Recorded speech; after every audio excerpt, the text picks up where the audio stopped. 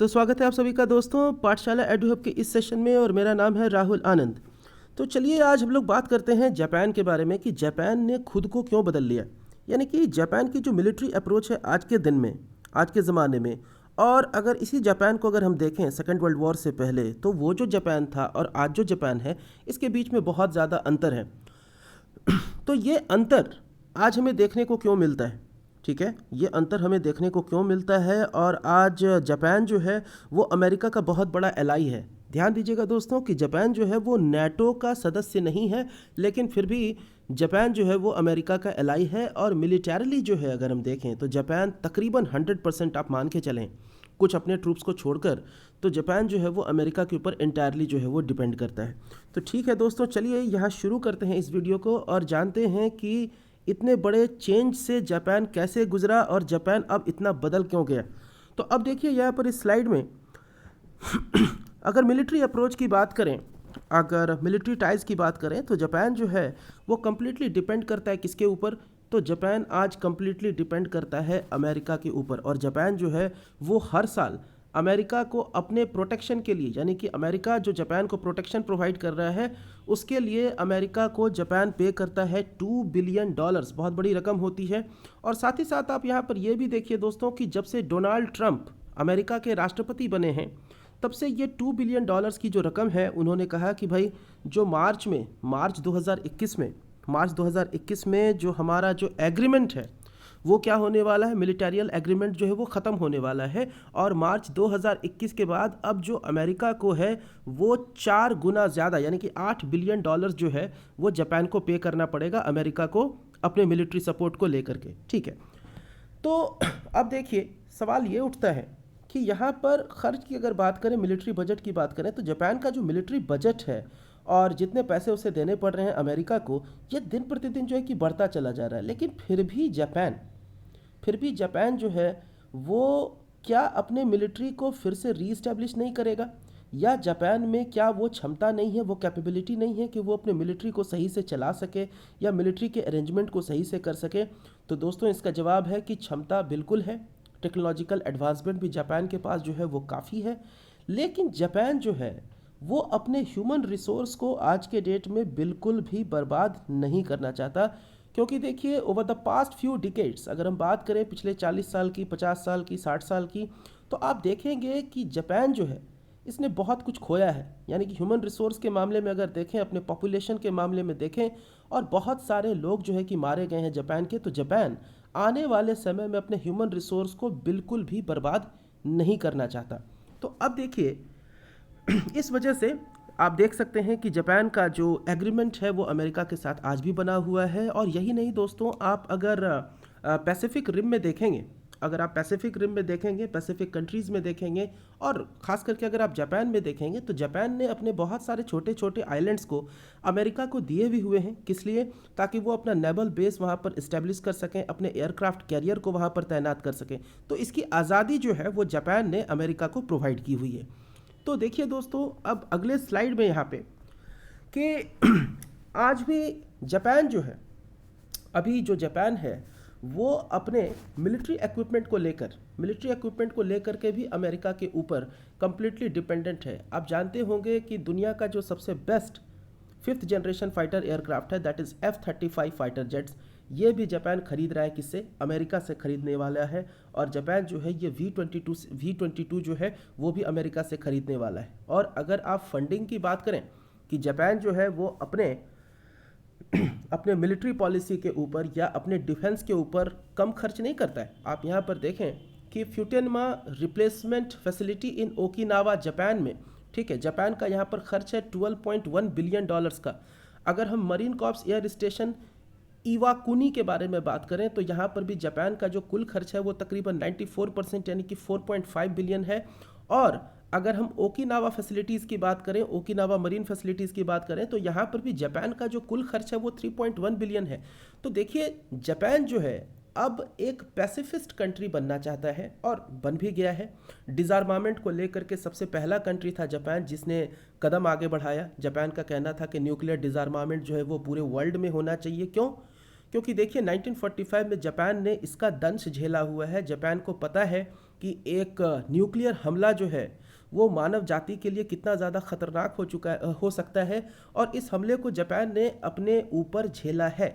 इसीलिए जापान अब एक पैसिफिज्म की तरफ, एक पैसिफिस्ट राह पर जो है कि आगे बढ़ना चाहता है, जहां पर सिर्फ टेक्नोलॉजिकल एडवांसमेंट होना चाहिए और जहां पर सिर्फ इकोनॉमिक प्रॉस्पेरिटी होना चाहिए।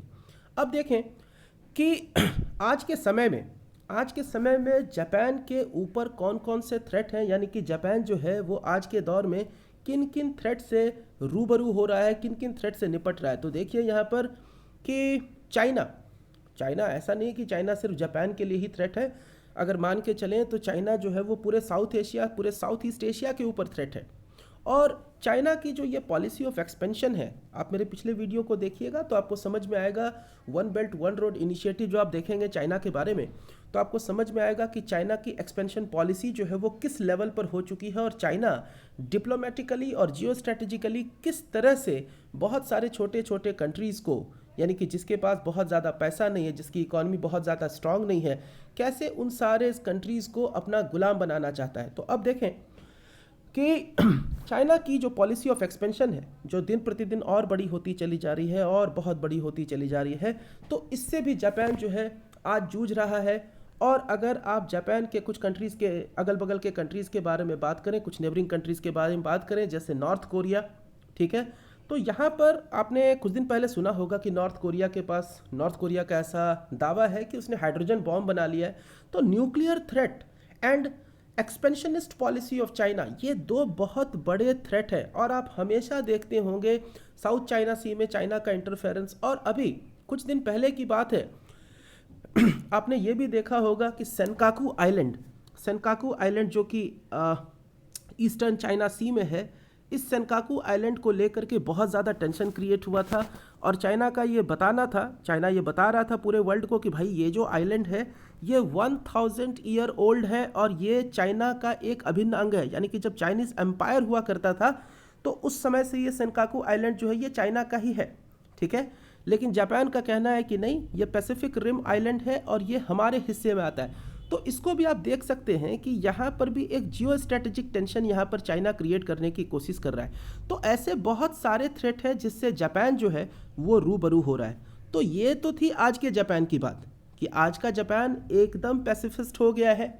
जापान अपने ह्यूमन रिसोर्स को खोना नहीं चाहता है, मिलिटरली वो अमेरिका के ऊपर डिपेंड करता है, वो पैसे तो खर्चा करना चाहता है लेकिन अपने लोगों को नहीं खोना चाहता है, और वो टेक्नोलॉजिकल एडवांसमेंट के ऊपर ज़्यादा ध्यान देना चाहता है। लेकिन अब दोस्तों देखते हैं हम लोग कि जापान जो है वो प्री वर्ल्ड वॉर, यानी कि सेकेंड वर्ल्ड वॉर जो 1 सितंबर 1939 को स्टार्ट हुआ था, उससे पहले का जो जापान था दैट वाज इंपीरियल जापान, वो कम्प्लीटली इंपीरियलिस्टिक आइडियोलॉजी के ऊपर आगे बढ़ता था। वहाँ पर हम पॉलिसी ऑफ एक्सपेंशन देख सकते हैं। तो दोस्तों अगले स्लाइड को ज़रा ध्यान से देखिएगा और शायद आपको आश्चर्य हो देखने के बाद कि क्या जापान भी ऐसा हुआ करता था। तो देखिए यहाँ पर अगले स्लाइड में मैं दोनों पहलुओं को इस पूरे वीडियो में दिखाने की कोशिश कर रहा हूं कि आज का जापान कैसा है, इसकी नीति क्या है, और पहले का जो जापान था वो कैसा था, और वो पहले वाला जापान आज का जापान कैसे बना। तो ये पूरे रिलेशन को मैं समझाने की कोशिश कर रहा हूं। दोस्तों वीडियो को बिल्कुल अंत तक देखेंगे।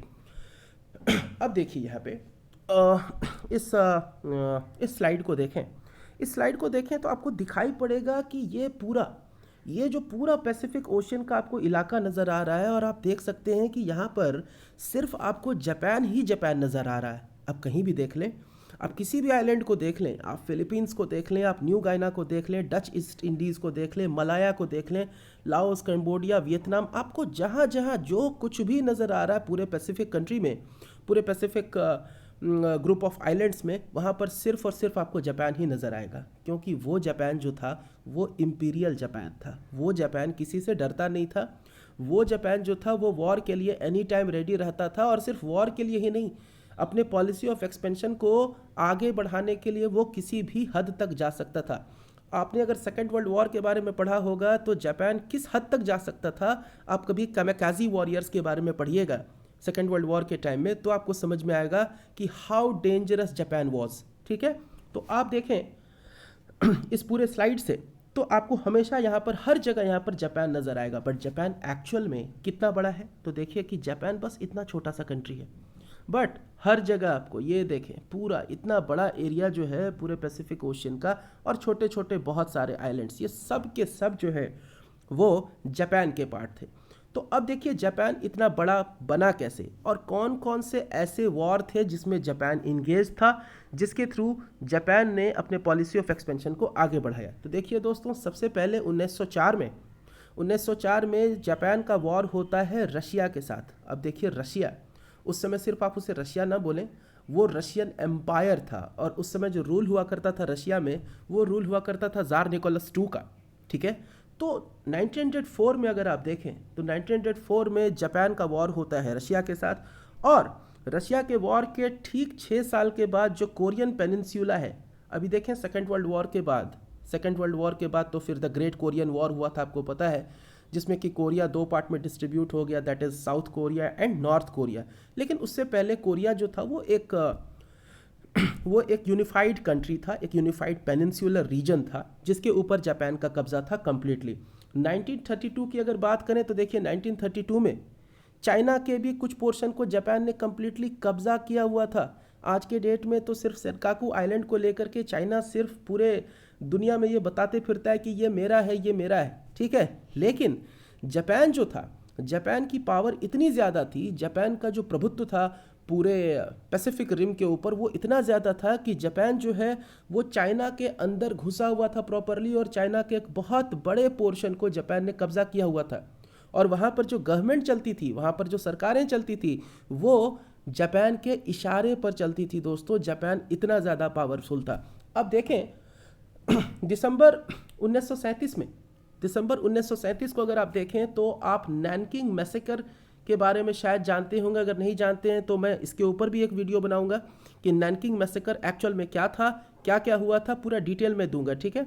तो नैनकिंग मैसेकर होता है 1937 में, जहां पर जापानीज ट्रूप्स के द्वारा तकरीबन 6 सप्ताह तक, ठीक है, तकरीबन 6 सप्ताह तक जो है वो चाइना में बहुत ज़्यादा जो है वो मतलब कह सकते हैं कि बहुत बुरा कंडीशन, बहुत बुरा सिचुएशन जो है वो जापान के द्वारा क्रिएट किया गया था चाइना के अंदर। और बहुत सारी ऐसी घटनाएं हुई थी चाइना के अंदर जो मानवीय तौर पर बिल्कुल सही नहीं थी। यहाँ पर माना जाता है, जो आंकड़े पेश किए गए हैं आज तक, यहाँ पर माना जाता है कि 3 लाख लोगों को बेरहमी से कत्ल कर दिया गया था जापानीज आर्मी के द्वारा, और 80,000 औरतों का बलात्कार हुआ था। यानी कि ये आप समझ सकते हैं कि जापानीज़ आर्मी जो थी उस समय, यानी कि जापानीज़ इंपीरियल आर्मी जिसे बोला जाता था, जिसको लीड करते थे हिदेको तोजो, ठीक है, जिसको लीड करते थे हिदेको तोजो, और वहाँ के जो सुप्रीम लीडर थे जापान के, उनका नाम था एम्परर हिरोहितो। मैं अगले स्लाइड में मैंने उसका पिक्चर भी दिया हुआ है, तो आप ज़रूर देखिएगा। तो देखें कि जापान जो है वो रशिया के ऊपर वॉर करता है, जापान जो है वो कोरिया के ऊपर कब्जा कर लेता है, जापान जो है वो चाइना के ऊपर कब्जा कर लेता है, और मैसेकर ऑफ नैनकिंग को भी जो है कि वहाँ पर एग्जीक्यूट करता है। तो आप देख सकते हैं कि जापान जो था वो किस तरह से एक बहुत बड़े एम्पायर के रूप में, एक बहुत बड़े इम्पीरियलिस्टिक स्टेट के रूप में जो है कि इवॉल्व हो रहा था।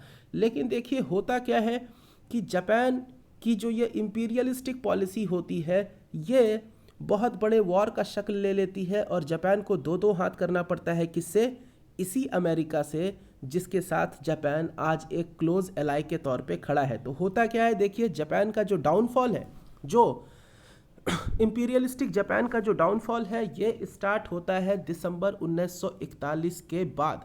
क्योंकि आपको पता है दिसंबर 1941 में क्या हुआ था, तो दिसंबर 1941 में पर्ल हार्बर के ऊपर जापानीज़ एयरफोर्स ने हमला किया था, जहां पर तकरीबन 2400 अमेरिकन जो हैं वो मारे गए थे। और उसके बाद फिर आपको पता है कि हिरोशिमा और नागासाकी के ऊपर क्या किया गया, तो यूएस के द्वारा एटम बॉम्ब जो है कि गिरा दिया गया, जहां पर तकरीबन ऐसा माना जाता है, हालांकि मरने वालों की संख्या और ज़्यादा है, लेकिन माना जाता है कि 2 लाख लोग जो हैं ये मारे गए। और इसी इवेंट के बाद क्या होता है, इसी इवेंट के बाद जो जापान के जो सुप्रीम लीडर होते हैं, आप कह सकते हैं उन्हें सुप्रीम लीडर, क्योंकि उनके बिना कोई पत्ता तक नहीं हिलता था सेकेंड वर्ल्ड वॉर के टाइम में जापान में। मैं एक बात और बताना चाहता हूँ कि देखिए किसी कंट्री के ऊपर अगर एक न्यूक्लियर बॉम्ब गिर जाए और उसके बाद भी अगर वो कंट्री वॉर में फाइट कर रहा है, वॉर में बने हुए हैं, तो आप समझ सकते हैं कि उस कंट्री की जो मेंटल स्ट्रेंथ है, ठीक है, उस कंट्री की जो मेंटल स्ट्रेंथ है वो किस लेवल पर होगी। आपको जानकर आश्चर्य होगा कि 6 अगस्त 1945 को जब फर्स्ट न्यूक्लियर बॉम्ब जापान के ऊपर गिरा था, उसके बाद भी जापानीज आर्मी गिव अप करने के लिए तैयार नहीं थी। वो तो सेकेंड न्यूक्लियर बॉम्ब 9 अगस्त को गिरता है। उसके बाद यहाँ पर एम्पायर हिरोहितो जो है, उनका एक स्टेटमेंट आता है जापानीज रेडियो के ऊपर, और हिरोहितो बताते हैं कि इस पूरे सेकेंड वर्ल्ड वॉर में हमने 3 मिलियन यानी कि 30 लाख लोगों को खो दिया है। और फिर जो है 15 अगस्त 1945 को पोस्ट डैम डिक्लेरेशन, मैं एक वीडियो बनाऊंगा दोस्तों पोस्ट डैम डिक्लेरेशन के ऊपर, इसलिए इस चैनल को ज़रूर सब्सक्राइब कर लें। मैं अच्छे अच्छे कंटेंट्स के ऊपर वीडियो बनाने की कोशिश कर रहा हूं, इसलिए प्लीज़ सब्सक्राइब करें और शेयर करें इस चैनल को। तो देखिए, तो 15 अगस्त 1945 को पोस्ट डैम डिक्लेरेशन साइन होता है, और पोस्ट डैम डिक्लेरेशन साइन होने के साथ ही क्या होता है कि ठीक 2 साल के बाद जापान का एक कॉन्स्टिट्यूशन तैयार किया जाता है। और जापान के कॉन्स्टिट्यूशन को तैयार करने को लेकर के आप इन्हें याद रख सकते हैं, इनका नाम था जनरल मैक आर्थर। और उसी समय से जापान की जो मिलिट्री स्ट्रेंथ है वो काफ़ी रिड्यूस हो जाती है, और जापान जो है वो एक इम्पीरियल स्टेट से एक डेमोक्रेटिक कंट्री के फॉर्म में कन्वर्ट हो जाता है। तो इस वीडियो में इतना ही दोस्तों, अगले वीडियो में फिर से मिलते हैं। ये वीडियो आपको कैसा लगा प्लीज़ कमेंट सेक्शन में ज़रूर बताइएगा, और प्लीज़ शेयर और सब्सक्राइब करना नहीं भूलिएगा। तो this is Rahul Anand signing off, thank you.